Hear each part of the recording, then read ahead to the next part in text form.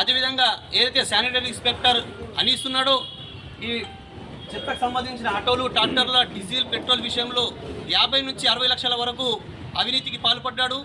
भैंसा बल्दिया में जारी कॉन्ट्रैक्ट आउटसोर्सिंग मुलाजिमीन के हड़ताल की तायद में आज बीजेपी टाउन सदर की क़यादत में साबिक़ा काउंसलर्स के साथ पहुंचकर एहतजाजियों की हिम्मत अफजाई करते हुए उनका भरपूर साथ देने का ऐलान किया और साथ ही साथ मुअत्तिलशुदा इंचार्ज सैनिटरी इंस्पेक्टर अनीस के करप्शन को मंजरेआम पर लाते हुए उस पर क्रिमिनल केसेस बुक करते हुए जेल भेजने का मुतालबा किया। इस मौके पर इन्होंने कहा कि सैनिटरी इंस्पेक्टर का इतना बड़ा ओहदा आउटसोर्सिंग मुलाजिमीन को किसने दिया और क्यों दिया। एक माहौलियाती इंजीनियर एई जो कि आउटसोर्सिंग के ज़रिए मुलाजिमत कर रहा था उसको ये ओहदा किसके पीरियड में दिया गया।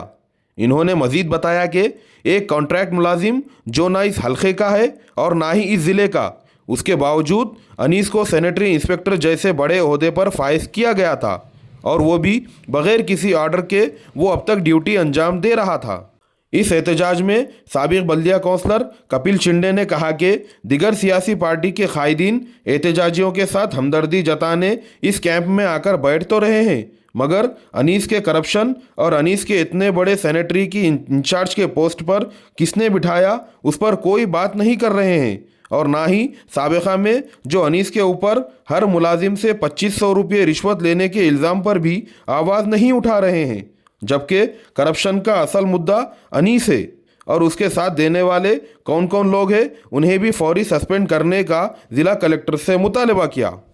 ఇలా పిఎఫ్ డబ్బులు అదేవిధంగా జియో ప్రకారం వేతనాలు ఇవ్వాలని ఫస్ట్ భారతీయ జనతా పార్టీ మాత్రమే పైసలు మాట్లాడడం జరిగింది। మీ అందరూ గుర్తుంది విషయం, జియో ప్రకారం వేతనాలు ఇవ్వాలని మాట్లాడింది వాళ్ళు ముందు మనం మాట్లాడిందిగా, బీజేపీ మాట్లాడిందిగా। జియో ప్రకారం ఏవైతే డబ్బులు వాళ్ళకి రావాలనో ఆ డబ్బులు ఇప్పియాలా, అదేవిధంగా పిఎఫ్ డబ్బులు జమ చేయాలా, వాళ్ళకు నెలకు 3 రోజులు 2 రోజులు ఏదో ఒక సెలవు మంచిగా వాళ్ళకు తగిన కృషి చేయాలని భారతీయ జనతా పార్టీ డిమాండ్ చేస్తుంది।